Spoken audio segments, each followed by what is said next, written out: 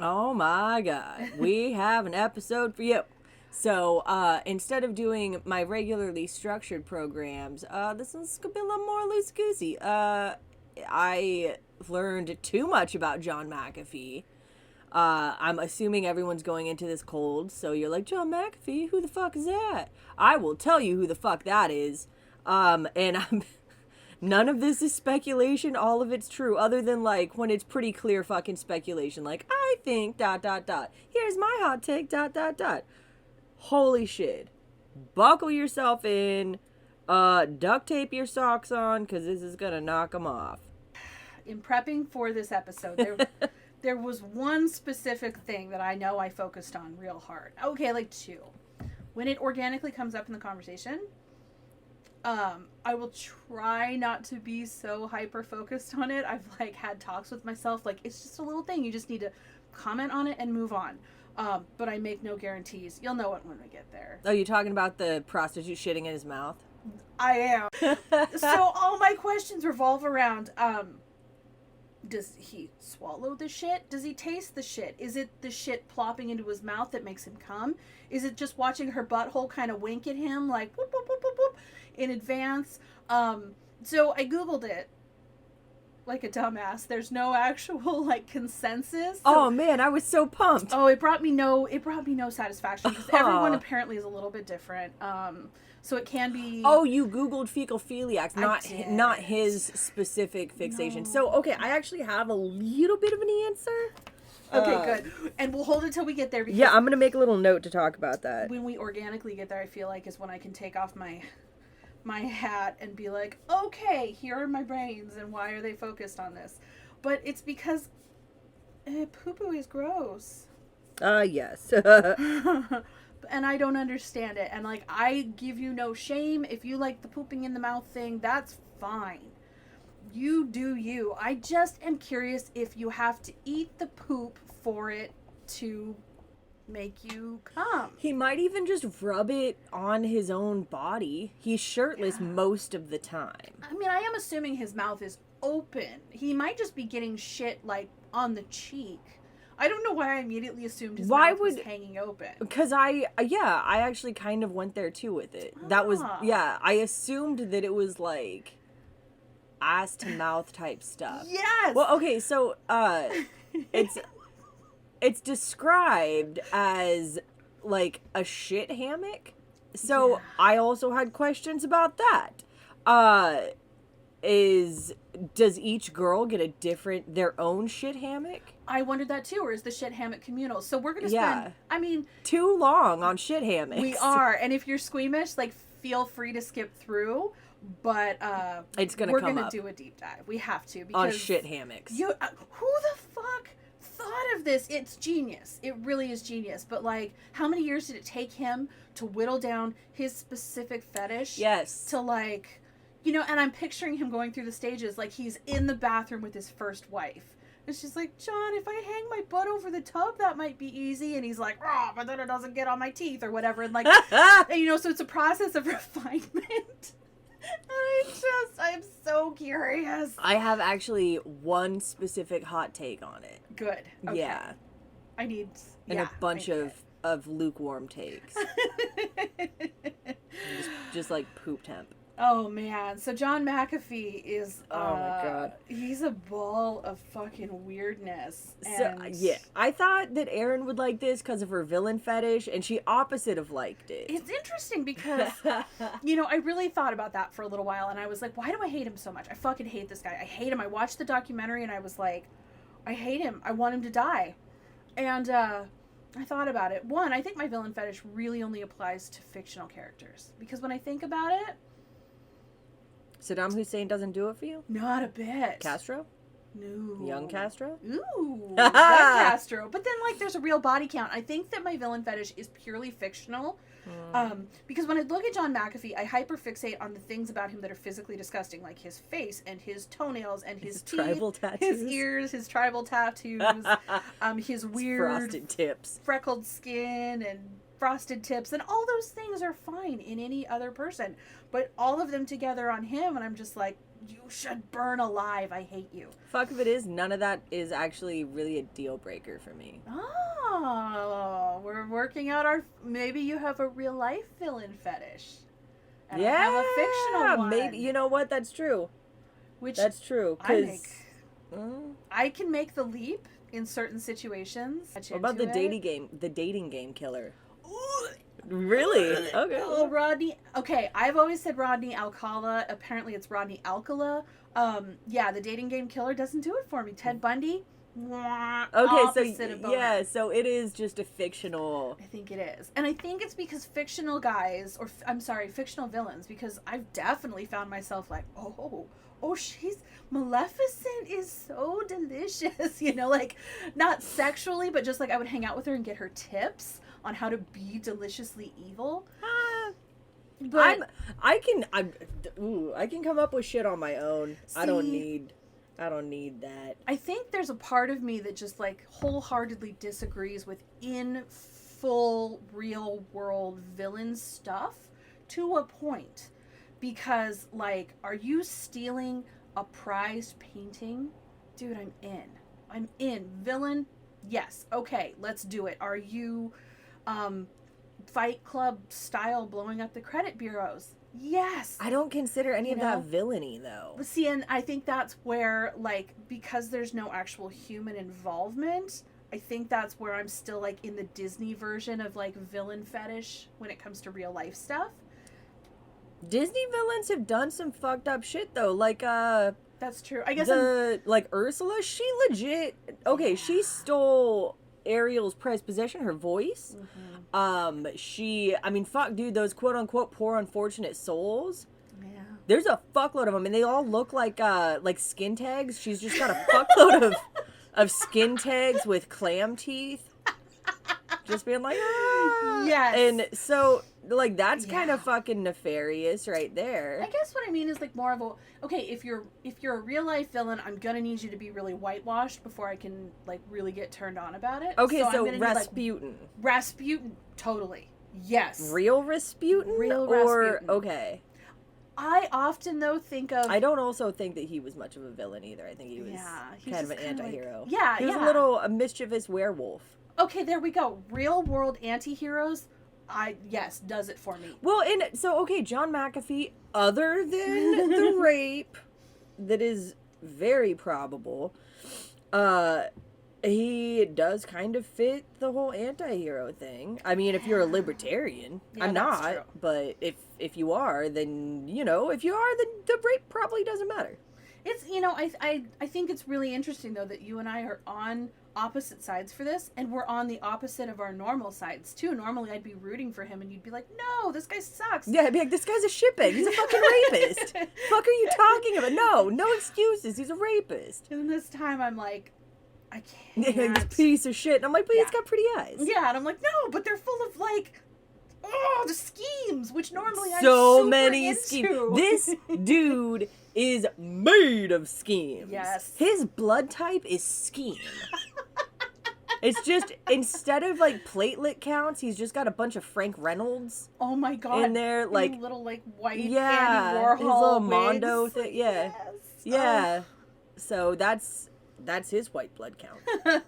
I guess on that note, we should dive in. Yeah, you guys are probably like, who in the fuck did you guys edit it wrong? Did I come in toward the middle-ish end? No, but we did. We are just too excited about it. Yeah, because it's okay.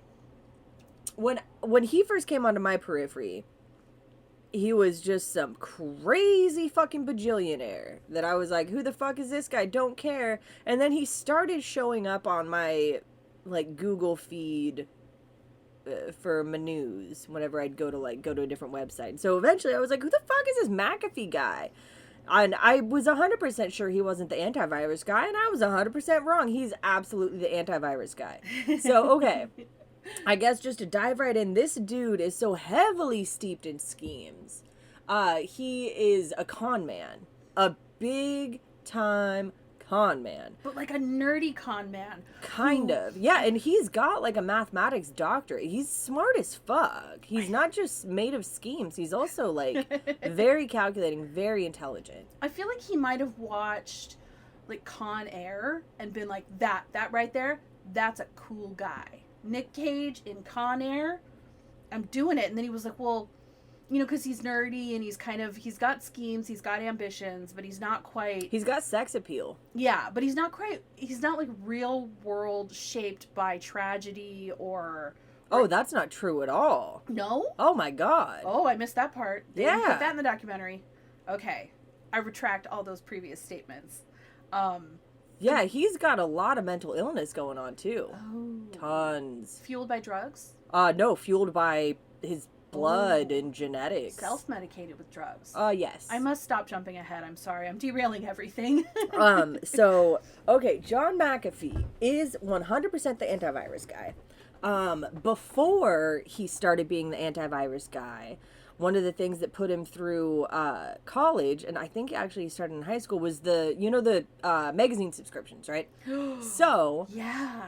instead of doing like a regular scheme like anyone would, just, selling the subscriptions door to door and collecting the money and not ever turning it in, he would go to these people and say that they had won a 1-year subscription to like Life magazine, but they just had to pay this nominal fee that was, whatever the actual subscription was. Because then the people would be like, oh, it's free, I just have to pay for it. And it actually made people less suspicious because, freedom isn't free. A free lunch is never a free lunch, and I guess a free magazine subscription is never a free magazine subscription. But then he moved on, so he got like a doctorate in math. Super fucking smart dude. He's always had this weird charisma about him.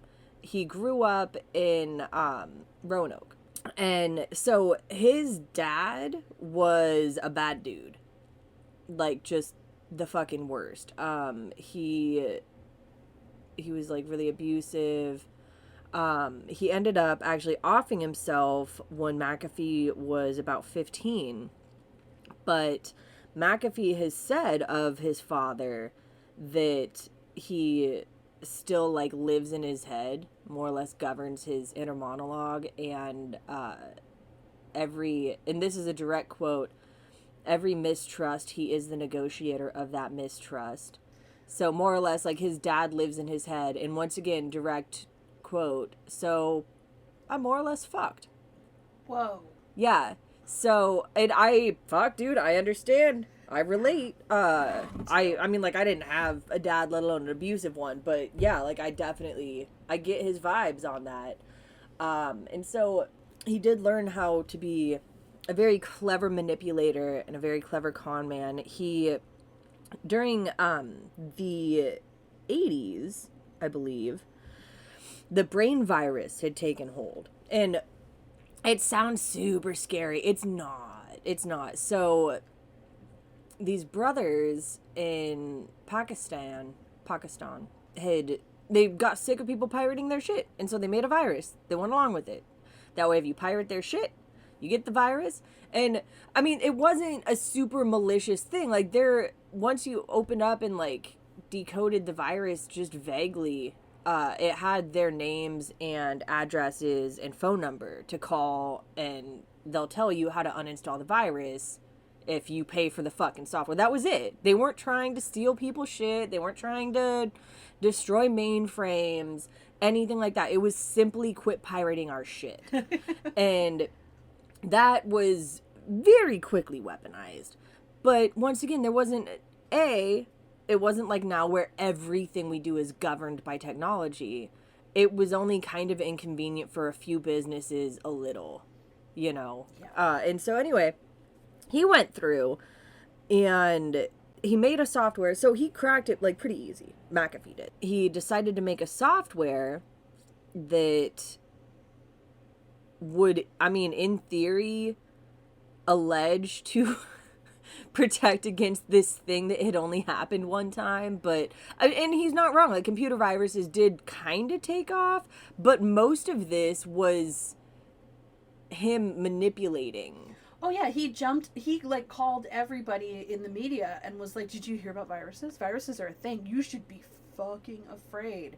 Viruses are coming for you. Mm-hmm. But they're going to steal your shit. They're going to make your Yeah. computer not work. They're going to tank multi-million-dollar businesses. They're going to take your money. They're going to fuck your daughters. They're going to fuck your wives in front of you. Yep. They're going to fuck your dogs. Yeah. They're going to eat their poop. It infected maybe 100,000 computers inside of a year, but once again, it was mostly harmless. And he inflated those numbers to, you know, several hundreds of millions of computers worldwide are going to crash. They're going to steal your information. It's going to tank Fortune 500 companies. And so he said, you can get this for free from me. You only have to pay a nominal licensing fee if you use it for business purposes. And so everybody was more than stoked to protect their businesses. And he was making about $5 million a year. And he was the only one out there doing it because he had created this firestorm, right? He had created this panic. There was a small office, and in that small office, they had sex contests. They did tons of drugs. It was your ultimate 80s, 90s business, you know? But the thing was, there was some serious money wrapped into it with real, right. actual human investors who did not participate in the shenanigans and also did not think that they were very funny. And so... He was a bro before a bro was Oh, a thing. for sure. He's like the OG bro. He's Dan Halen from Workaholics. He's Dan Halen. Yeah. From Workaholics? I was thinking Squidbillies. I mean, both, actually. Workaholics first and then Squidbillies later, sure. It made me happier thinking of it the other way around because Dan Halen was like, when the boys were little, I made them little onesies with little iron-on Dan Halen Oh! from Squidbillies. It was my favorite. And I'm making Wolfie's his t-shirt quilt now from all of his clothes when he was little. And I've got the little Dan Halen one right in the middle of the quilt. Oh, what a little boy. It's adorable. Side note, did you know that Unknown Hinson, the voice of Early on Squidbillies, he got canceled, rightfully so. He was being a piece of shit. That's not surprising. Not at all. I know. And he was like, I'm not going to apologize for being me. And it's like, okay, well. So they fired him from Squidbillies. He was Squidbillies. They hired Tracy Morgan to do the voice of Early for this last season. And I'm like, you know what? I'm out. Because it's not good. Not because it's not Unknown Hinson. It's not good. It's Tracy Morgan. He's a completely different person. He is a very different person. He's good. I like what he does, but I like what John Hamm does too. Yeah. Could he be Early? No, probably not. Exactly. So, side note. If not to derail it, but what the fuck? Who was like, I know Tracy Morgan? Why wasn't anybody like Squirrely Dan from K. Trevor. Yeah, K. Trevor Wilson. Yes. Yeah, ooh, he would have been good. He would have been very good. Any old man. Any old Southern man. You don't even have to be Southern. You can fake Southern. Yeah, that's true. Just any old man with an old man voice. Yeah. Would have been fine. Yeah. I mean, I can't do the Queen of England. Well, there's too much security. I don't think you'd be able to get near her enough. Oh my god, you sound like my editor. He's like, God damn it, your fucking punctuation. Do you know when you don't put punctuation in the proper spot? It sounds like you're saying well, sorry, Terry. And he'll write things in the margins like, I thought you knew better. You thought wrong! I'm sorry.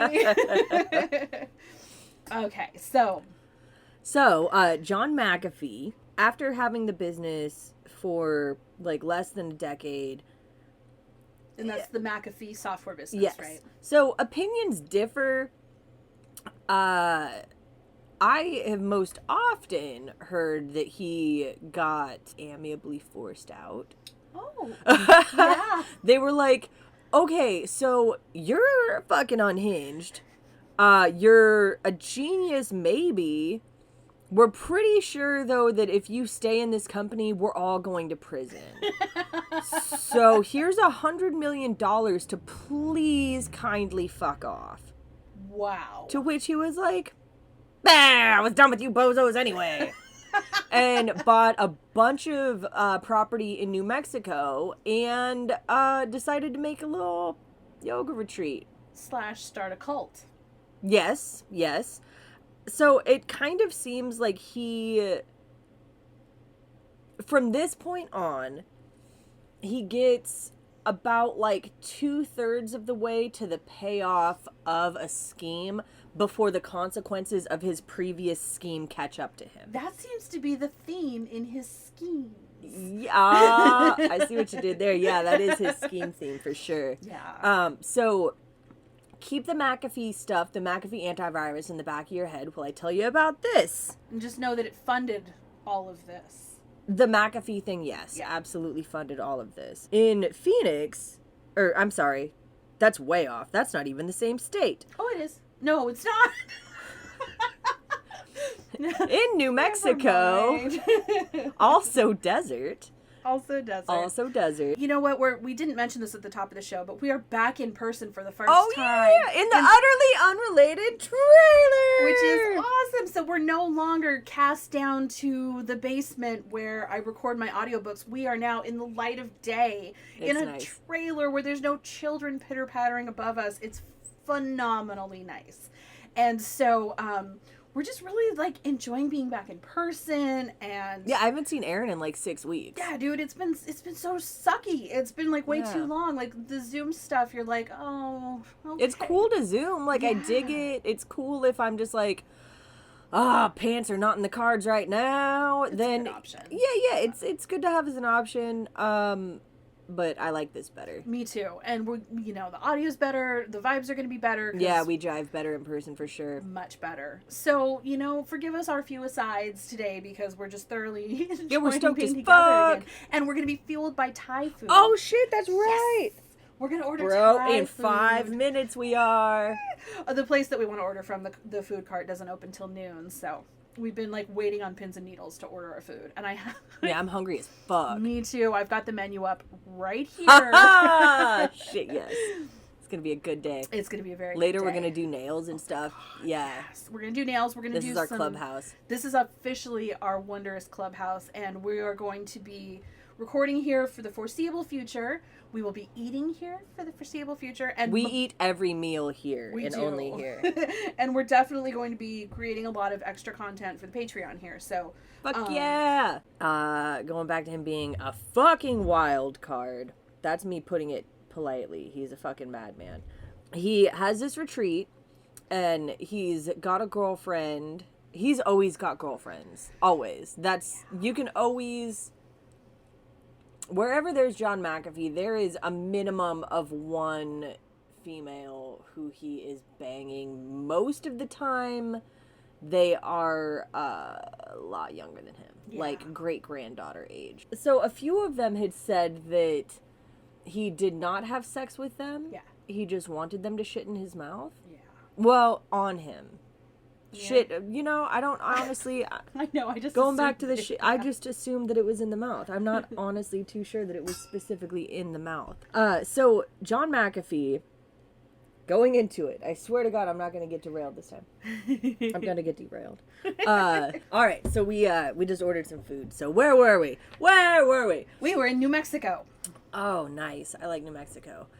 So, he bought... like 500 fucking acres. Like he went overboard, and he was going to have just like a little yoga retreat / James Spader sex cult. And once again bamboozled. So he was bamboozled by a few things. Mostly himself. But so the yoga retreat, okay, so here's the weird thing about the yoga retreat. He wrote like 3 or 4 fucking books. That's well-worded books that people were legit like, yeah, this guy is like really the shit. Like he's a guru. He knows what he's talking about. Yeah. Yeah. And one of the books actually is more like metaphysical. I considered checking it out, but then I was like, no, because after the fact, like one of the gals who was really active with his yoga stuff, had seen him later in a different incarnation of him. And she was like, yeah, your yoga books. He was like, oh yeah, I was all fugazi. That was all bullshit. And she was like, I don't know. He's like, no, it was all bullshit. Trust me. Not cool, but a scheme that definitely pays well. Yeah, like, but he definitely he was very Frank Reynolds about it. Like, yeah, that'll think, no. you know? Well, it's kind of funny because if he had gone to Sedona and like ingratiated himself with the metaphysical community there, and like, because there's I didn't know there was one. Oh God, Sedona's whole thing is like, we've got yoga, we've got gurus, we've got everything you need to be enlightened. Yeah. And so if he would have just gone to Sedona, it's like going, it's like, instead of going to the orthodontist to get your Invisalign, you go to Mexico for some, you know, like teeth implants. Teeth implants. Using real teeth. Yeah. Not yours, but they're real. You could have just taken a few extra steps, paid a few extra dollars, gone to the orthodontist, but instead you went to Mexico where someone just knocked your teeth out and gave you some of those pink and white dentures and went, okay. Oh no, the bad ones. Oh no, they just like Exactly. screwed it in with like a legit just. Yeah.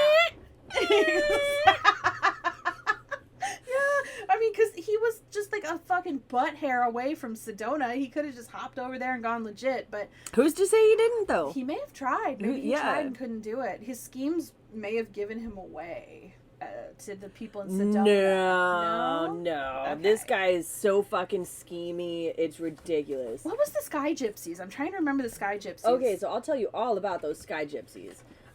So sorry, there's like a box of like treasures that I'm just like, I want to rummage through these. That's for our extra content, but That's yes. true. So the Sky Gypsies was his scheme after the yoga retreat. He got burnt out, and some of his McAfee stuff kind of started coming back. When they were like, "Oh no, you were just legitimately fucking lying. You're a con man," and he was like, gotta go." And so he sold up that shit.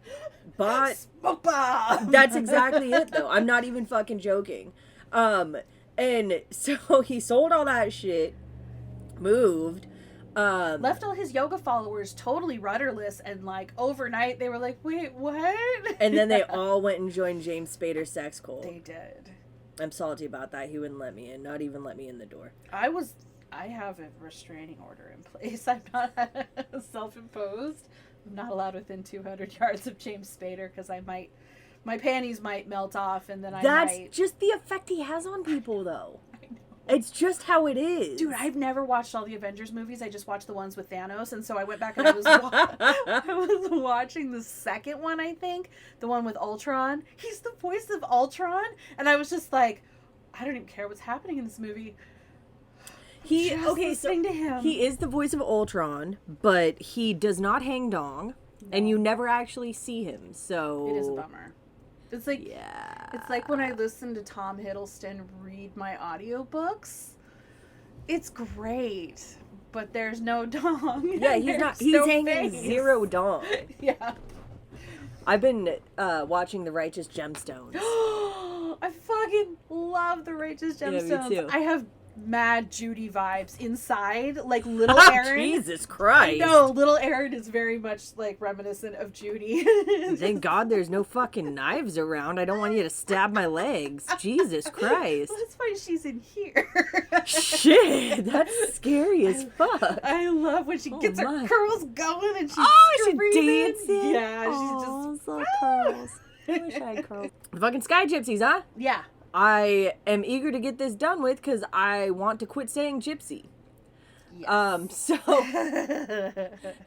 they should be called like the Cloud Ramones, but I don't know. Even that's a little.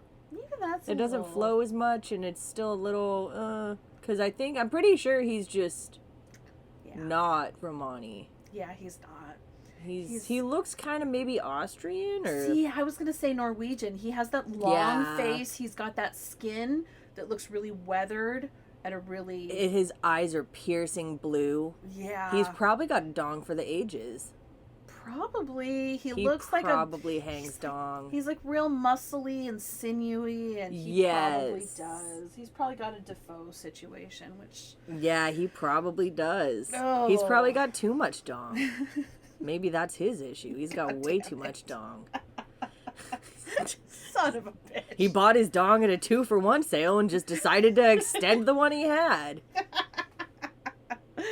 Oh, so was it like some sort of pedal bike? I Okay, feel like it was a so pedal bike. this whole thing I'm kind of hazy on. I saw some shit about it, and it actually left me with more questions.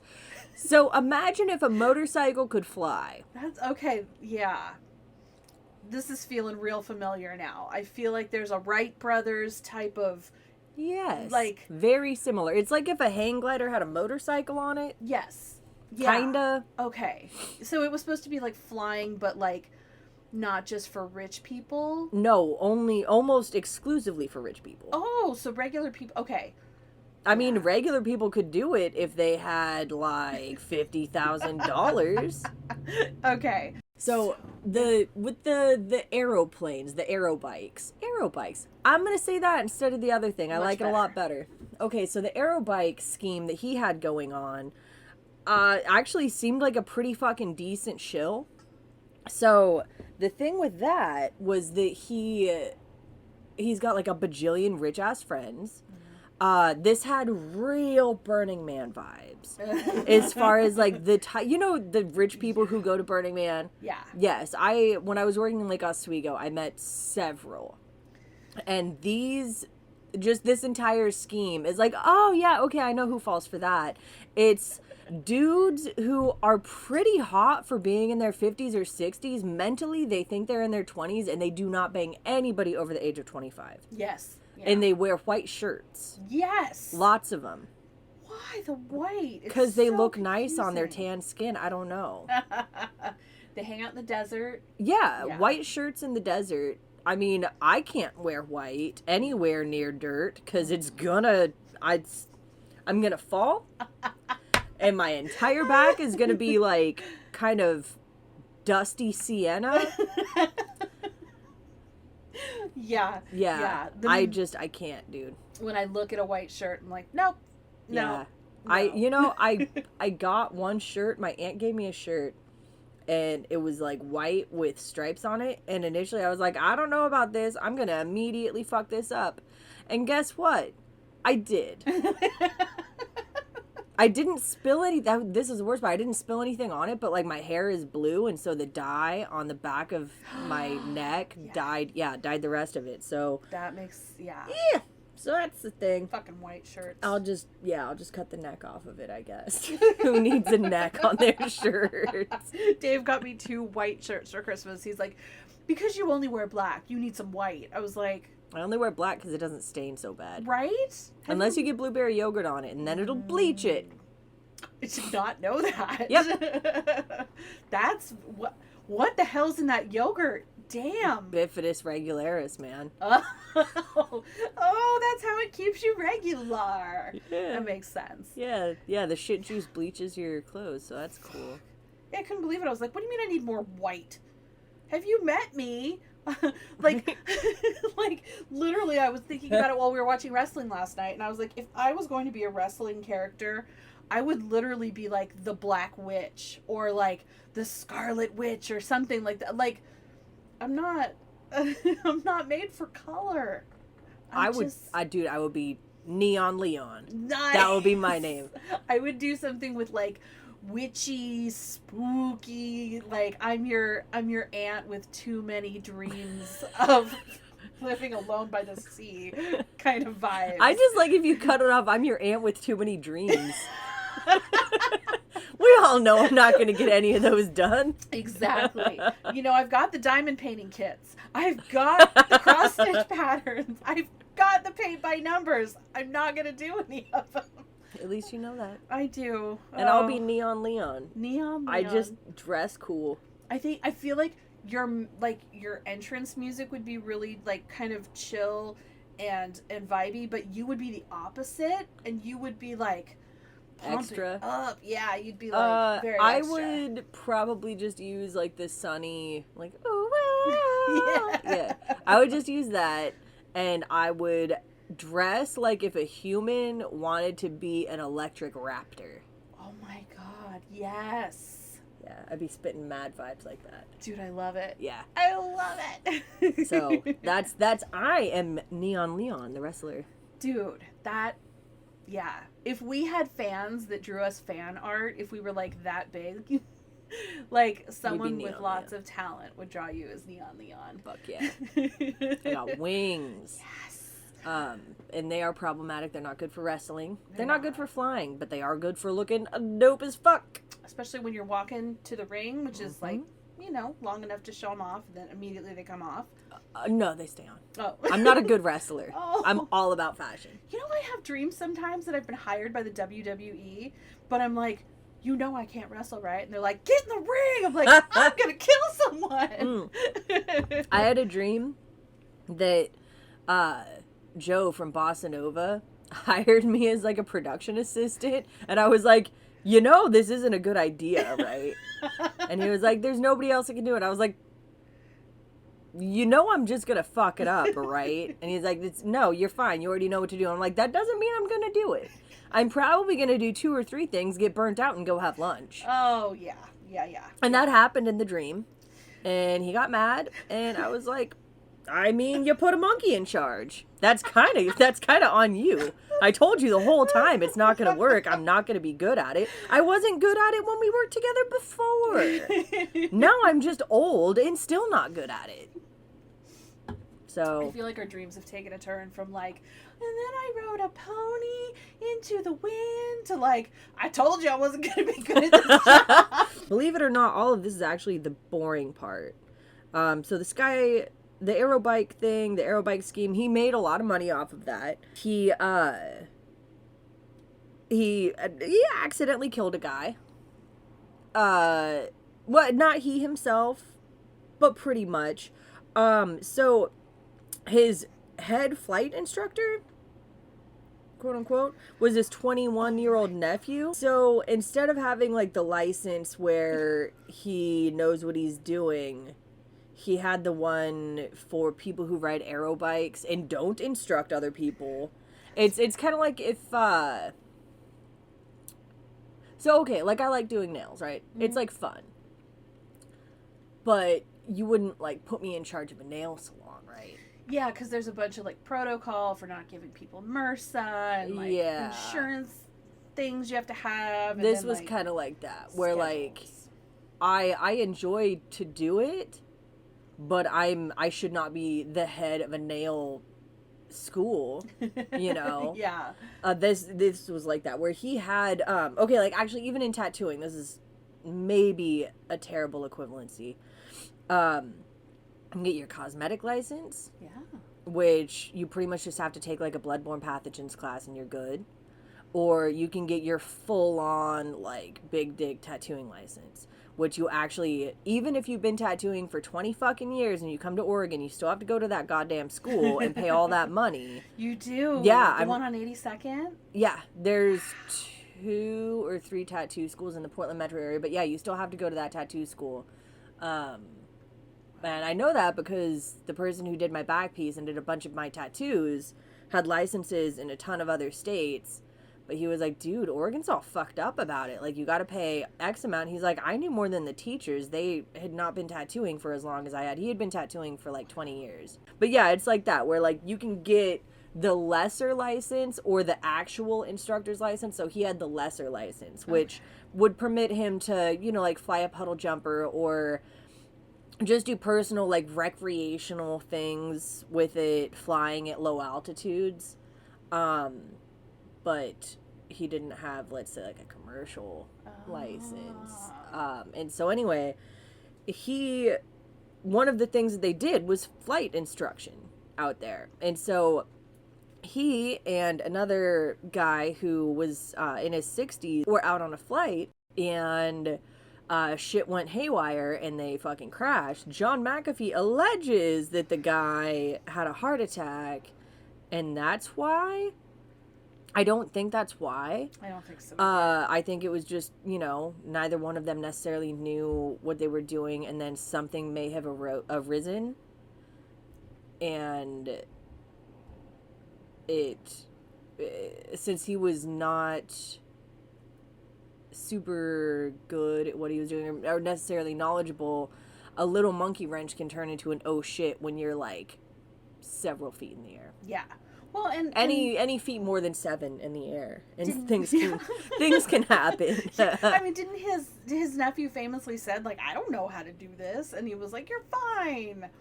That's what I saw. That's what I saw in the documentary. So it's on the documentary whether that's correct or It's not. probable. Shit. Yeah. So yeah, he fucking died. Both of them, actually. Both of them fucking died. Ugh. Yeah. So after that happened, obviously the family was like, hey, so you killed our brother, uncle, father, son, husband. Give us some money. And John McAfee was like, it's 2008, the housing bubble, clean me out. Yeah. I'm moving to Belize. Smoke bomb. Yeah, and once again, he fucks off. But he wasn't really broke. No. That's the worst part. No, he was definitely not broke. He had been moving his assets to Belize for a while before that. And he planted the seed in the media, like, oh, I'm going bankrupt. So he wouldn't have, like, specifically to avoid paying these people. With this begins the era of John McAfee will take all interviews. We could have interviewed him if he hadn't been Epstein. Fuck. Like, he would... Okay, so not only in Belize would he take every single interview. So we're talking 2008 until last year when he got Epstein. So it was last year when he... Okay. Yeah, it was... I believe it was 2020. Okay. Or 2021. It was not long ago. He escapes to Belize in 2008 after telling everyone, I don't know, it's the housing crisis, man. It cleaned me out. I had all these houses and now they're not worth anything. And I had $100 million and now I have maybe 5. Poor fucking me. And so he takes his meager $5 million and goes to Belize. And so initially he builds a house it was like kind of a poorer area, but it was pretty much so he made a compound, as he is wont to do. It was in a poorer area though. And so once people would get off the bus from their like super long shifts at the factory or whatever, they'd see his mansion. And it was kind of a tacky eyesore. It wasn't flamingo color or anything. It was a decent looking compound, but it was just the fact that it was there at all. Yeah.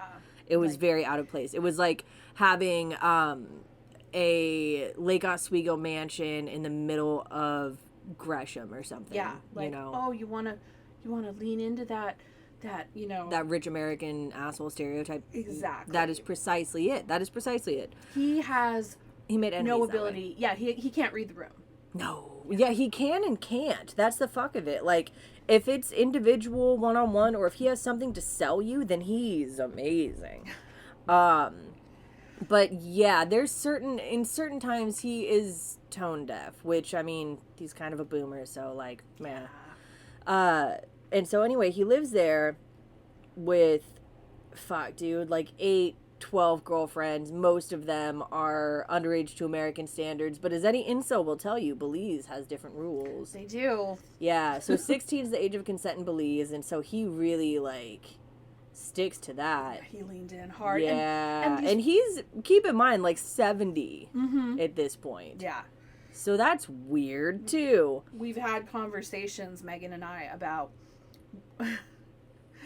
He's got the old man toenails of like a Shar-Pei, like an ancient Shar-Pei. They're thick and yellow. And when he walks, they click.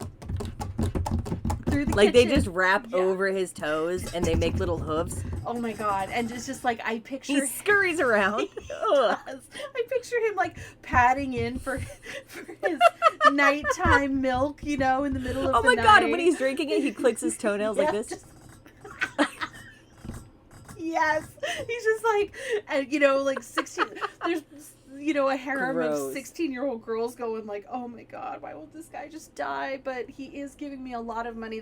I will say that's the one saving grace, is that like of all of these girls and women who are there willingly, they are being paid for their time, financially compensated.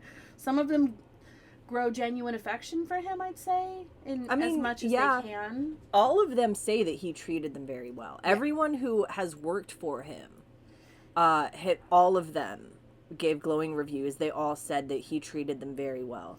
He was paying well above, except for the chemist. I'll get to her. Except for the chemist. So he was paying well above regular labor prices to have his compound made. Yeah. So let's say everybody else was paying, I don't know, like $4 an hour or something. He was paying $7.50. So he was paying way above what everyone else was paying. And it seemed like he kind of really tried to ingrain himself in Belize in general, but in this town specifically. And it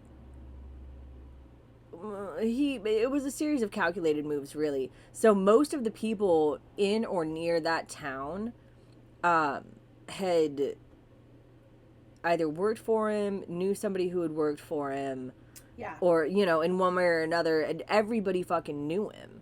Yeah. And so he had ingratiated himself in this town, sort of, and then he had a compound in Orange Walk, and he had heard that the next town over was like super, dangerous and like the Wild West, and murderers and rapists would just go around murdering and raping, and the cops wouldn't do anything.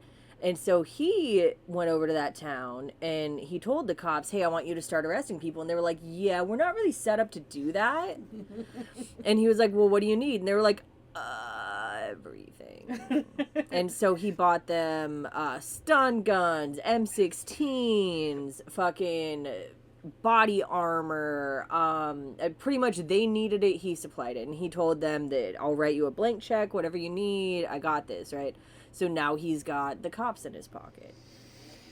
But so everything that he's doing on paper seems like, well, I came in and I reformed this town and da-da-da-da. And some reporters had even said that they went over to the next town over and they were like, yeah, we don't know why this fucking white dude is trying to be Batman over here. Like, it's fine. Like, we don't actually have all that much crime. I mean, until now. Yeah, like, we're and just his goons would, like, not... he had imposed a curfew. Like, he was the fucking mayor. Yeah, he swooped in and tried to be like, this is my Gotham City. Yeah, he imposed a curfew, and if any of his goons caught people, like, out past curfew, then I don't know what they would do. Rabble rouse, I'm not honestly sure. Give him a stern talking to. Right? It's a quiet, sleepy little Belize town. Yeah.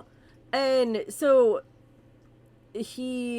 while he was there, especially given that it was like, I mean, from the bus stop, you could see his compound. Yeah. And so he, in being so fucking rich, kind of painted a target on his back. Now, he had never not been paranoid. Yeah. He had never not been armed. In every single picture, if you give him a quick Google right now, every single fucking picture, other than maybe 2 or 3, he's shirtless. Every picture of him shirtless, other than maybe 2 or 3, he's also armed to the fucking teeth. Yeah. And so, he's always been kind of paranoid. Even when he was living in the States, his wife had gone over to a friend's house and he came home from work and he went over to that friend's house and he had like a big fucking assault rifle and was like, hey, where's my wife? And they're like, she's just playing cards, man. What's up?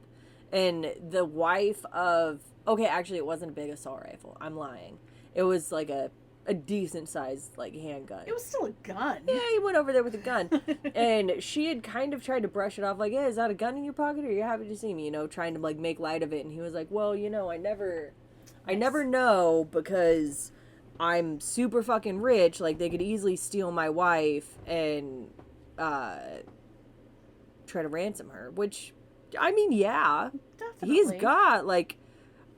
He's got tons of money. And all considered, like, he's got a lot of security for, like, you or me, but considering how much money he has, it's really not all that much security. So, he lives in Belize. It's 2008, roughly.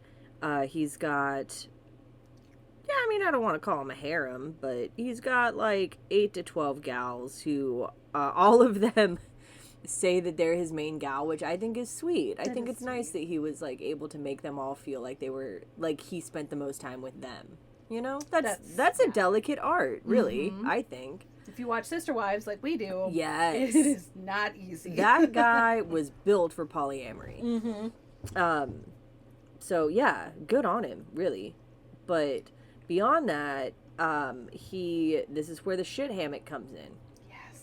Apparently he was paying the ladies to shit presumably in his mouth, but most certainly on or near him, as they would get into what has been described as a shit hammock, which I'm assuming is one of two things. It's either a hammock that's just like got a slit in the middle of it for shitting, like a toilet, or it's kind of two hammocks in almost like a crotchless panties type scenario.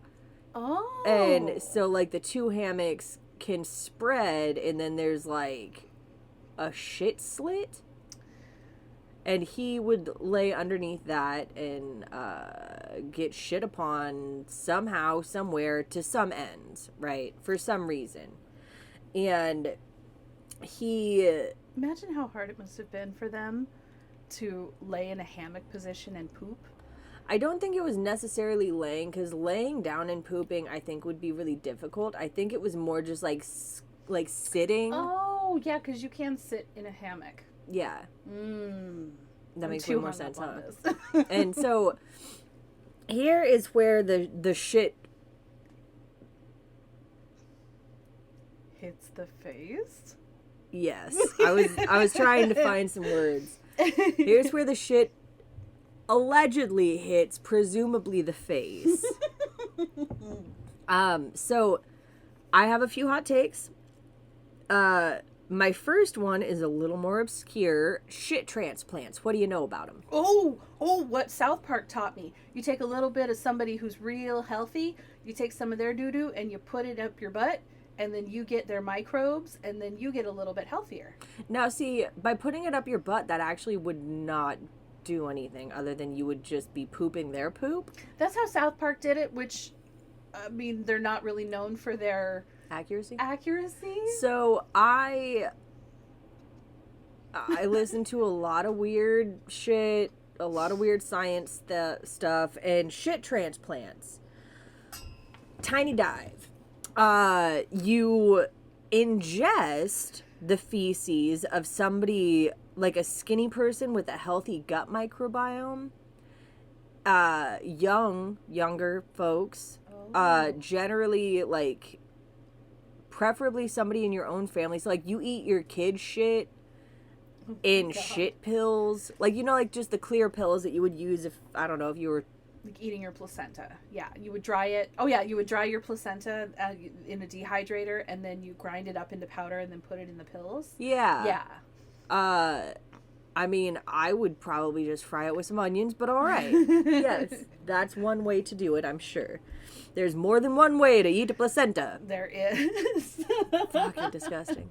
I did not, by the way, eat my afterbirth. Mm-mm. I let the earth consume it. I donated mine to science. Fuck. Well, if that was an option, I would have done that. I was in a study at OHSU when I gave birth. That's fucking cool. They, like, autopsied my placenta. Sick. That's dope. It was so big. I wish I had a placenta that I could just give to science. It was fun. The trash gods stole mine. I think the trash gods got mine with Wolfie. Yeah, because I wasn't in a study with him. Huh. Where did my placenta go? The trash gods consumed it. Yeah. The trash. In the incinerator. The fly lords. So, yeah, in one of those clear pills, you put poop, and it goes in your tum-tum, and it makes the rest of your tummy microbes be like, hey, let's be like that guy. And then they all shape up, and it's supposed to restore virulence. Oh, like virility? Virility, there we go. It could be virulent if there's, like, hepatitis in there, yes. Yeah, totally. Or even, like C. diff, Clostridium difficile. It's something that you can pick up from poop particulates. Like, if Dave is on a lot of antibiotics and his shit particulates somehow get on your toothbrush or in your mouth somehow, oh no, then you will get Clostridium difficile, which is fucking terrible. You can only get it if you come in contact with the shit of another person who either has it or is on a strict antibiotic regimen. Oh my God. So what happens is you have the stinkiest, I'm talking like you're shitting out afterbirth that's been in your butt for 6.5 weeks. Like, it smells like rotting corpses. Oh my God. So and it's painful, stomach crampy, can last up to 2 weeks, and is very, very, very, very contagious. Oh my God. It's like as contagious as pink eye, but for your tum-tum. Jesus Christ. Oh, it goes around nursing homes and medical facilities. Oh. Yeah, when I was working at a nursing home, we had a C. diff outbreak. Fuck, because it's diarrhea.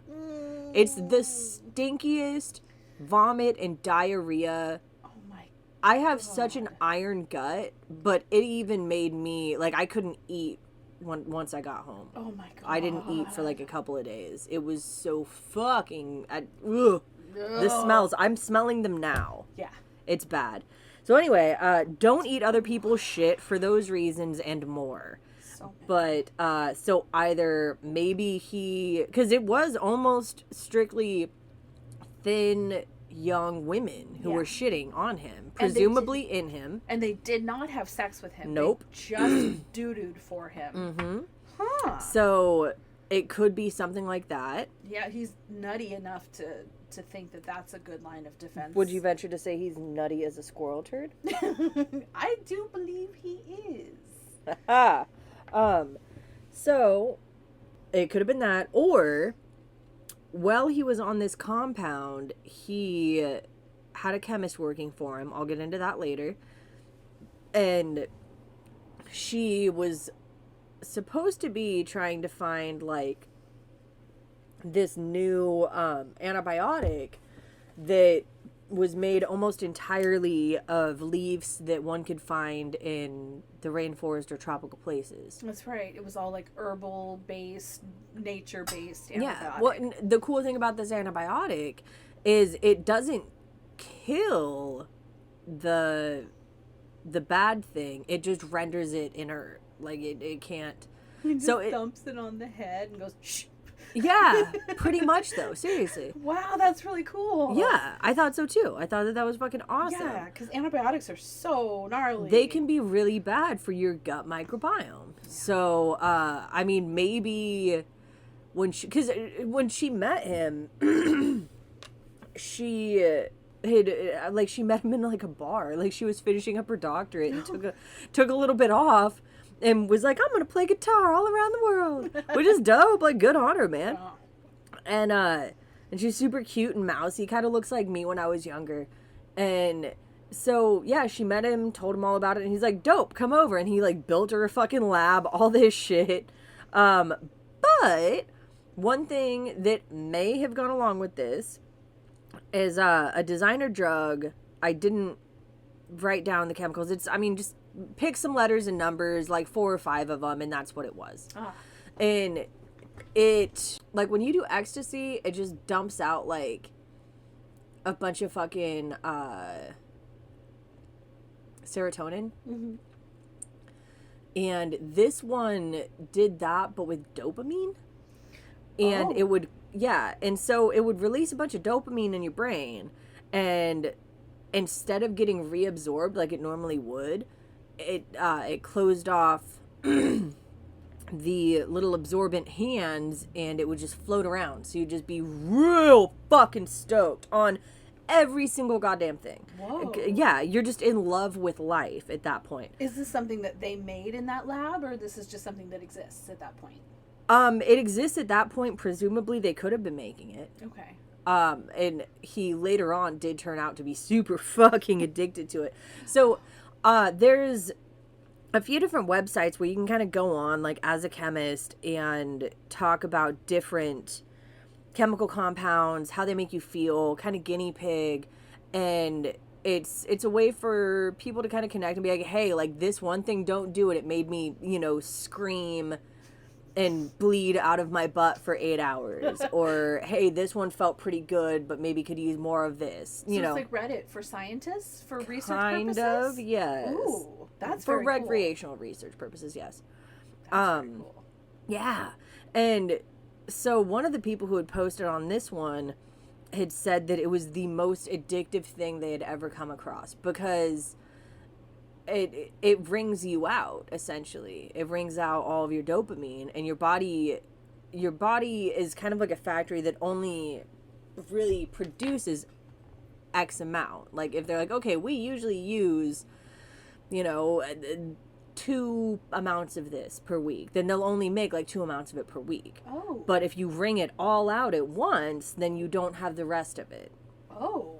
And if you do it too much or too often, which apparently it is easy to do, like, you can get almost immediately addicted to it.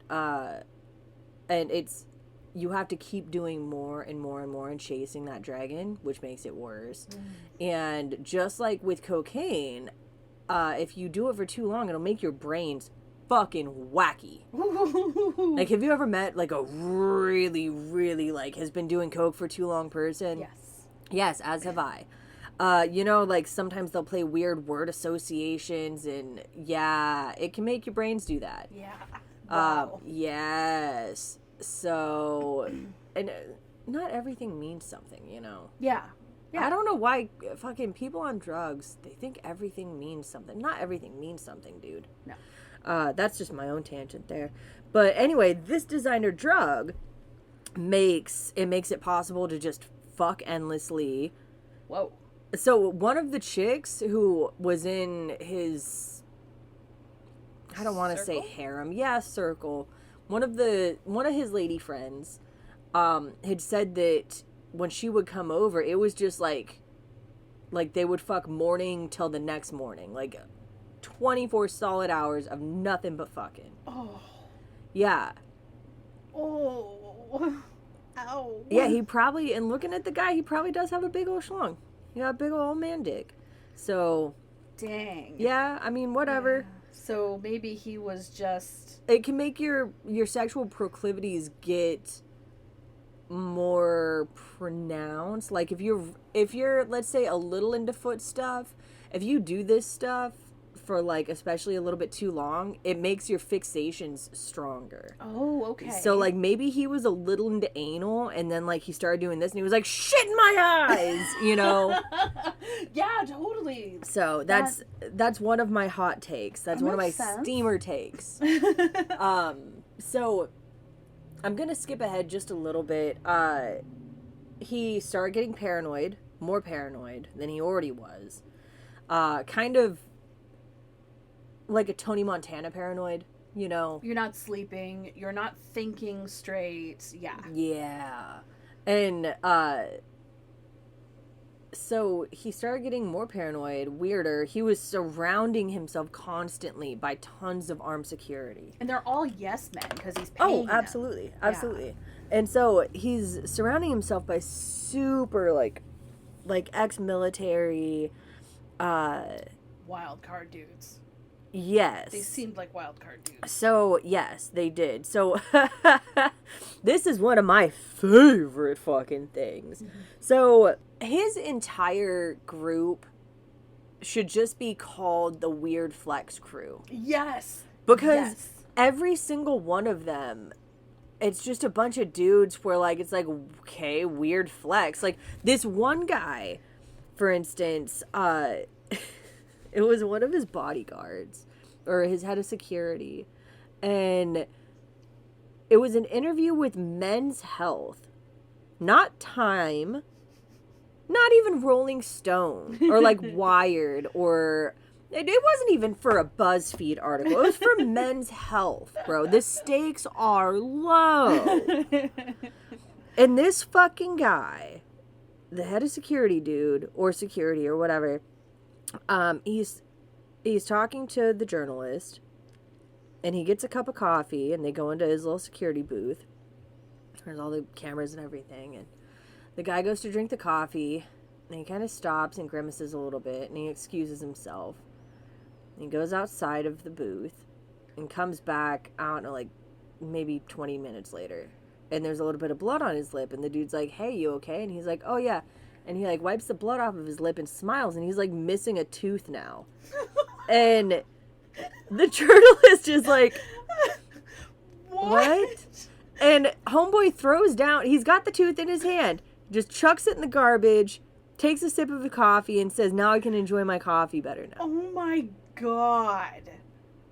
He said that he went outside and asked one of the contractors for their pliers and just, like, pulled it out. He had a hurdy tooth and was just like, goodbye to you. Yeah. Oh, my God. Yeah. That's a flex you can only pull, like, 32 times. Yeah. Yeah. Yeah. So his whole crew is made of weird-ass flexes like that. Oh, my God. Here's another one. So... once again, this is probably my favorite John McAfee thing. Wired magazine wrote a handful of really well-written fucking articles. So well-written. And I wanna just read this little excerpt. I have, by the way, no permission to read this. I'm just reading it because I'm a wild card and I fucking want to. I think as long as we say where it's from, you can read it. It's from Wired. Yeah. Okay. This is what this guy says. And once again, very well written. McAfee picks a bullet off of the floor and fixes me with a wide-eyed manic intensity. This is a bullet, right? He says, in the congenial southern accent that has stuck with him since his boyhood in Virginia. Let's put the gun back, I tell him. I'd come here to try to understand why the government of Belize was accusing him of assembling a private army and entering the drug trade. It seemed implausible that a wildly successful tech entrepreneur would disappear in the Central American jungle and become a narco-trafficker. Now, I'm not so sure. But he explains that the accusations are a fabrication. Maybe what happened didn't actually happen, he says, staring hard at me. Can I do a demonstration? He loads the bullet into the gleaming silver revolver, spins the cylinder. This scares you, right? He says. Then he puts the gun to his head. My heart rate kicks up. It takes me a second to respond. Yes, I'm scared, I admit. We don't have to do this. I know we don't, he says, the muzzle pressed against his temple. And then he pulls the trigger. Nothing happens. Pulls it 3 more times in rapid succession. There are only 5 chambers. Reholster the gun, I demand. He keeps his eyes fixed on me and pulls the trigger a 5th time. Still nothing, with the gun still to his head. He starts pulling the trigger incessantly. I can do this all day long, he says, to the sound of the hammer clicking. I can do this 1,000 times, 10,000 times. Nothing will ever happen. Why? Because you have missed something. You are operating on an assumption about reality that is wrong. That's John McAfee, people. Round of applause. Round of fucking applause. Okay, so, quantum suicide? Is this his, like, his final, maybe his final lifeline? What is quantum suicide, real quick? Oh, okay, real quick. Quantum suicide, it's this principle where if, let's say you have a suicide box, right? Mm-hmm. So you put your head in this box, you click a clicker, and when you click that clicker, a click, like a gun goes off, right? You only really hear the click. You only ever will really hear the click, because once you're killed, and I'm talking like immediate, once you're killed, you jump to the next most similar timeline to yours that you are still living in. Okay. And so maybe this is his final timeline, and that's why he knows he cannot kill himself. Interesting. And that's why his whole thing always had been, if I kill myself, I didn't. So it's either the mad rantings of a drug addict or someone who is so, like, in tune with the unknown principles of the universe that they have figured out they can't kill themselves. Mm-hmm. Interesting. They can die but not kill themselves. There's actually a third option. Okay. The third option is he is a con man who's really fucking good at up-close magic, which Occam's razor. Yeah. So I'm going to stick with that one. He is, well, okay, so later he had said that this reporter was the most gullible person he had ever fucking met. McAfee made an art of fucking with reporters. Yeah, that's true. So whether it be his net worth or origin stories of certain things or loading guns and putting them at his own head, he is a master of fucking with reporters. That's like his thing. That's his favorite thing to do. Yeah. He's rich as fuck. What other pleasures does he have other than like the feces of a young girl and fucking with reporters? Mind games. Yeah, that was his thing. That was his favorite thing to do. And so he is fucking with Vice, or he's fucking with Wired at this point. He's giving interviews to literally anybody who will fucking, anyone who calls. He's like, yeah, 2:00. This might seem like a terrible fucking idea because he's trying purposely to put himself at center stage and get ahead of some narratives, but really make a lot of stuff a lot worse, seemingly. Yeah. He's full of disinformation. Oh, yeah. And his favorite thing to do is to fuck with reporters. But mostly his favorite thing to do is drugs, schemes, sex workers. That's his shit right there. Yeah. Oh, and shit is also his shit. So he ends up kind of reading the room a little bit and getting a place that's more in a touristy part of Belize. Because he had made himself too much of a target just by existing, honestly. In that specific area, it was just really, really out of place to have a rich American with a fucking compound and a huge amount of staff and security, shit like that. So he was like, yeah, I'm just gonna move. Now that happened also after, so several attempts had been made on his life. Some of them from his own lady friends. That's right. Yeah.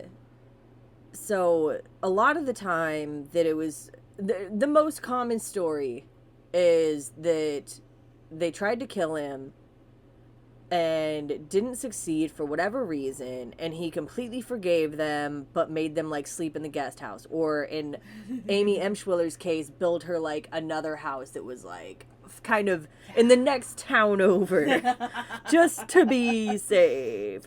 But he did buy all of his ladies' houses. Many of them still own those houses. So he did, in that sense, kind of enrich the community, you know?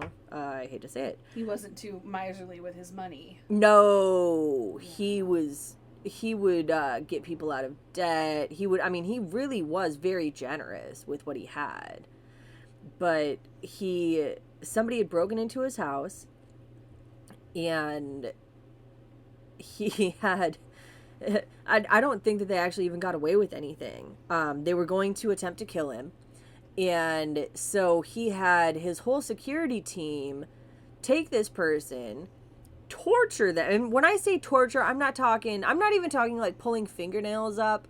They tased him inside of his mouth, his balls. They cut his face up. He did end up succumbing to his injuries later on because, like, you know, they mangled his body. Yeah, but they were under strict orders to keep him alive, and apparently at one point McAfee came in and was like, "Don't fuck with me." So, like, yeah, pretty soon everyone was like, "Oh, don't fuck with that guy." Most everyone. And he moved to a place where it was on the beach. He could get better security, and his neighbor fucking hated him, which, you know, John McAfee always had dogs. He fucking loved dogs, more than people, a lot more than people. And I think he had about a dozen at the time. And they're not purebreds. They're not rescues. They're street dogs. Yeah. They're wild. They're trash dogs. So they are kind of rescues. Yeah. He rescued a bunch of trash dogs and was like, true. "This is your home now." And obviously they're fucking feral. Yeah. And that's the word I was looking for. Yeah. Yes, he took feral dogs and was like, "You're mine now. I'm feral too," which is kind of sweet. That is kind of sweet. And so you make your own family. Yeah, exactly. With trash dogs and sex workers who poop in your mouth if you pay them enough. Oh. Yeah, that doesn't sound bad, actually. It's a good life. It sounds fine to me. So, his neighbor is, I don't know, man. I don't really want to victim shame, but he seems kind of like a Jimmy Buffett fan. And he had worked really hard to get this place in Belize, and it was kind of his, like, happy, home away from home. He retired early, and it was, his happy place, right? Well, he fucking hated the fact that he had to cross by John McAfee's property on his way to his favorite beachside restaurant. Because, I mean, admittedly, apparently the dogs would travel in packs, and they would attack people, and there was armed guards. I could kind of see his point, really. And so he, in a very Joe Exotic way, had told anyone who would listen that he's going to poison those dogs.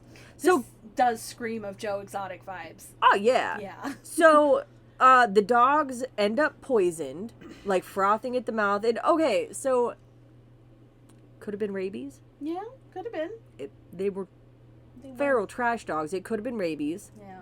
The timing's not great. Not great, but I mean, sort of not great, because he had been for like a good while saying, like, oh, okay, it was almost his shtick at that point, kind of like Joe Exotic and Carol Baskin's thing. Like, if she had died at any point, yeah, it would have immediately, no matter where in the world he was, say from 6 feet under, it would have been like, so obviously Joe Exotic did it, right? Yeah.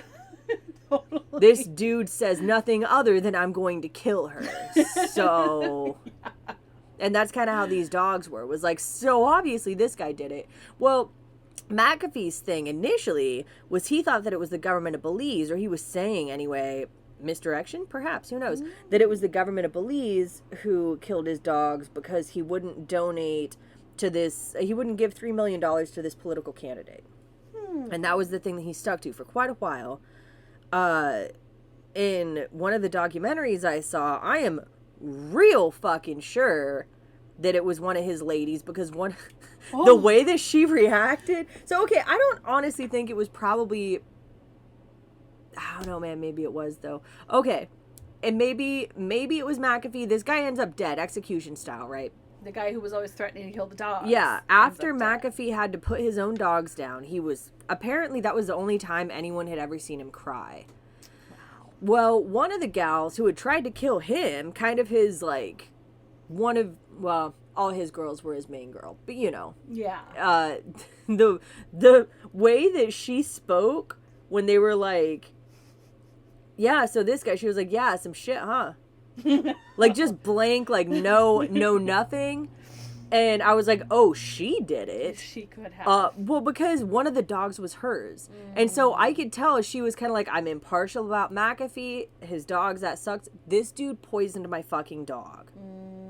So he's going to get murdered. Yeah. So there was a bunch of suspected schemes. Maybe he had one of his lady friends go in and do a dance and then shot him, or like there was a bunch of things, but I honestly do think that it was maybe her and one other chick just went in and killed this guy. Also, yeah, or maybe one other dude, one other person perhaps, but I absolutely think that she did it. Interesting, because they interviewed in the one I saw, which is the Showtime one, they were talking to this guy, I don't know, AK-47 or MAC-10, that was like his name. I know who you're talking about. Yeah, and the head of security guy, he was like, I didn't think nothing about it, but he had a phone call at 3 o'clock in the morning to go pick up a MAC-10 down by the Shake Shack, and he's like brushing the blood off his hands, and that was the night that the guy died. Put 2 and 2 together. So yeah, maybe it was him and McAfee's lady. Yeah. But yeah, I do believe McAfee when he says that he didn't do it. Yeah. Mostly because I think he would be smarter than that. Also because I don't think that he physically would do it. I think that he would have somebody else do it. 100%. He doesn't seem like a hands-on guy when it comes to just like murder. Yeah, I agree. Yeah. Absolutely. So the thing that does kind of reek of McAfee is this dude was tasered before he was shot in the head. Yeah. And McAfee, he really likes when people tase people. Yeah. that's true. Yeah. So we're going to get into the second part, which is, believe it or not, crazier than the first next week. Part 1 of 2. Part 1 of 2. He goes on the lam. He comes to Portland. Shit gets weird. He wears a lot of disguises. If you can even call them that. I've seen better disguises in, like, community theater. Yeah, they're not great. Everyone knew it was him. They're like, whoa, that's weird. John McAfee in an old man wig. Not even a wig. He put literal baby powder in his hair. He just went a little overboard with the fucking dry shampoo. Yeah. Yeah, stay tuned. Episode 2 for more of this. This crazy guy. Also, this fucking guy. You know, thank you for joining us today. We are back to our regularly scheduled program. We will have extra stuff, and join us on all the things, and email us if you have a thing that you liked or didn't. Yeah.